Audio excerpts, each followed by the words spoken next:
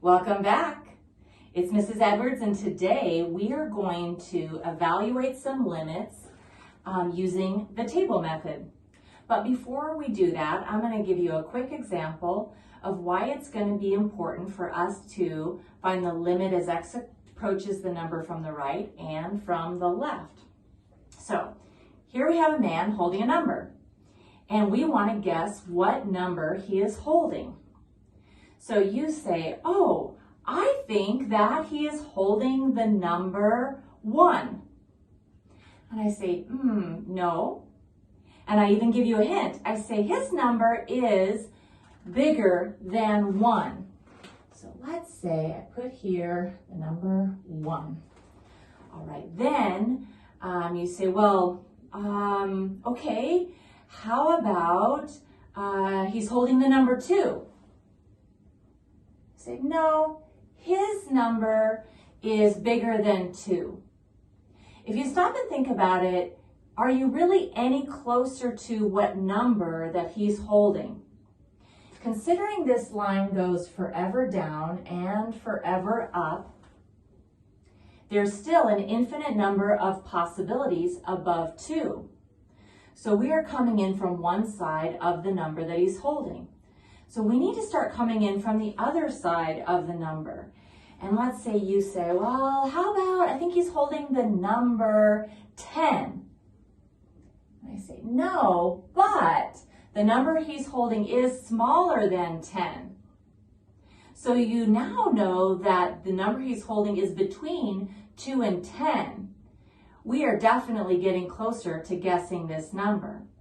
Then you say, well, maybe he is holding the number 4. And I say, no, the number he's holding is smaller than 4. So you know the number he's holding is larger than 2 and smaller than 4.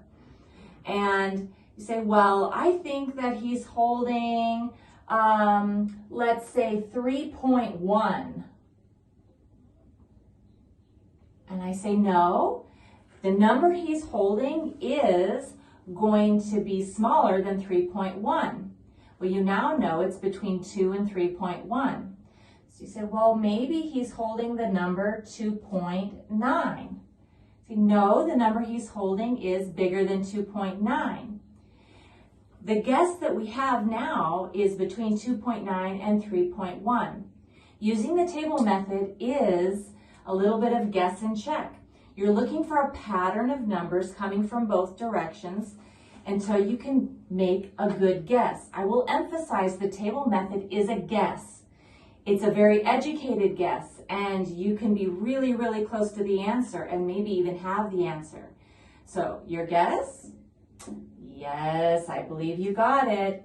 He is holding the number 3.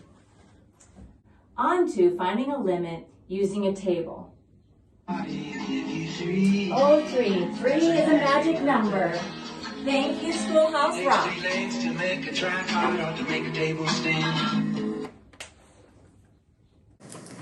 Let's use the table method to evaluate this limit. I'm going to set up a T-chart, and I still want to find the limit from the left and the limit from the right. So we want to start selecting numbers closer and closer to 7. And let's start with from the left. So picturing on a number line the number 7, and then picturing some numbers that are on the left side of 7.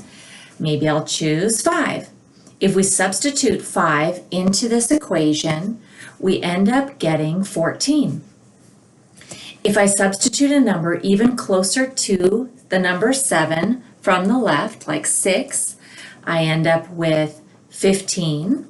And then if I substitute 6.9, which is really close to 7 from the left, I end up getting 15.9. We're trying to figure out what the intended height is at 7 coming in from the left. Remember, we do not want to just plug in 7. Now, I say that with a little bit of a grain of salt because we are going to learn a shortcut that occasionally works, which is to substitute the number that you're trying to find the limit at. That is not going to work on this one. So we're looking for a pattern. What are the heights getting closer and closer to? 14, 15, 15.9. So it looks like the intended height, since these numbers are getting bigger and bigger, remember the closer the number is to 7, the better the approximation. So it's looking like our height is going to be something above 15.9. Well, let's start guessing from the right of 7. I'm going to pick 10. If I substitute 10, I end up getting 19. I substitute 8, and I get 17. Then I substitute 7.1, which is very close to 7, and I get 16.1. Looking for a pattern there, 19, 17, 16.1. We want to think of a number that we're heading towards. We now know, though, that we look like we're heading towards the same number. We're sandwiching this number. Our answer's got to be somewhere between 15.9 and 16.1. If you ended up, because using a table is a guess and check, it is not an exact process. You are not looking for the exact answer. You're making a very good guess. So if you decided right here to guess, well, I think that the limit as x approaches 7 of this function is 15.99. That answer would be given credit because your work shows that you want to be guessing something between 15.9 and 16.1. Another person with this exact same work might guess an answer of 16.01 because that number is still between 15.9 and 16.1, and the work would justify that answer. So you want to make sure that your answer is justified by your table, but this is getting closer and closer to 16. That's going to be my guess. And I've got my answer using a table. I want to just plug in 7 just to see what happens. And when you plug in 7, you get undefined. I want you to think about for just a second, why would this be undefined when you plug in 7 if the intended height from the left and the right are both heading to a height of 16? We are only using a table and not a graph, but I just want to show you the picture to reinforce how we found the limit using a graph. What happened at 7 is there was a hole. So since there's a hole, if I go up for 7 to find the actual height at 7, I get an error message, it's undefined. But if I start selecting numbers close to 7 from the left, I'm heading to a height. I select numbers close to 7 from the right, and I'm heading to the height. And the height I am heading to from both sides is 16. The common mistake that is made by finding a limit using a table is to just substitute the number, in this case 7, and say, oh, it doesn't exist.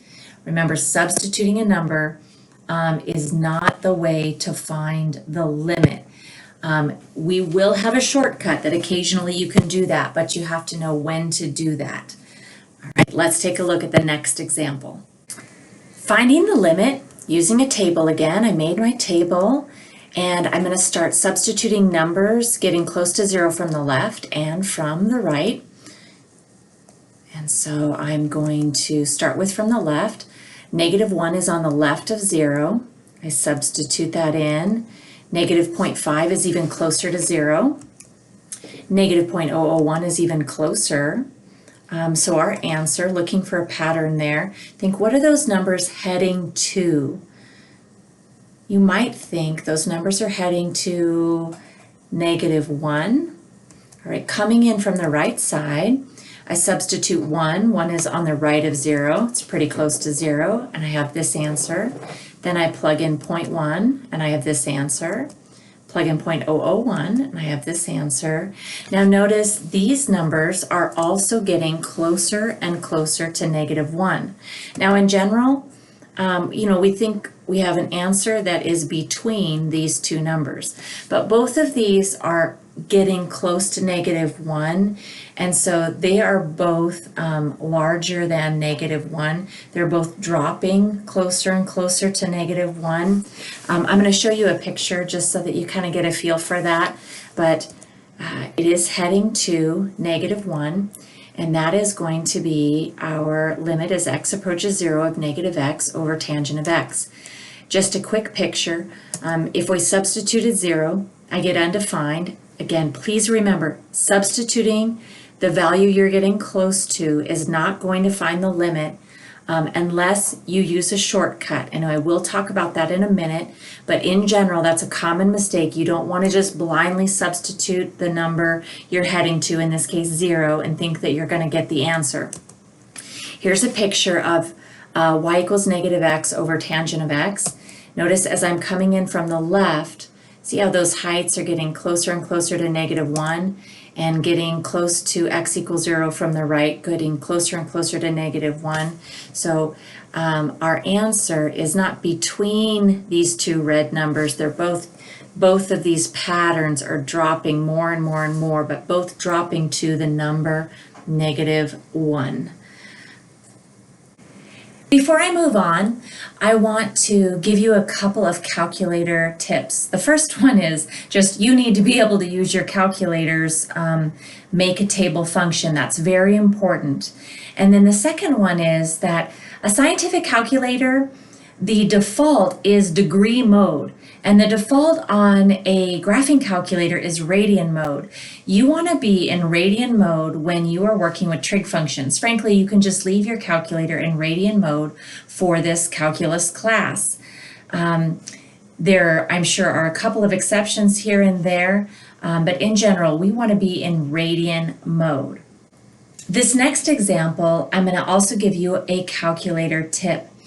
When the function becomes kind of big and ugly like this one, it's really important when you enter in this equation that you put a set of parentheses around the numerator and a set of parentheses around the denominator.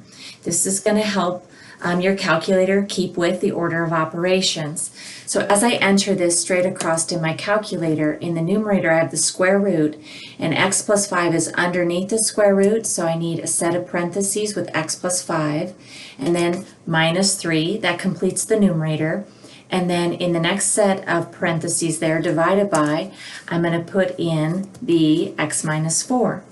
Ultimately, we're trying to find the intended height from the left and the right. So just really quickly for more practice, coming in from the left and right of 4, I substituted 3 and 5, and then I substituted a couple of numbers even closer to 4. And we know that our answer is going to be between these two. Definitely looks like we're heading to the same height, so you want to make a guess that is in between these two numbers.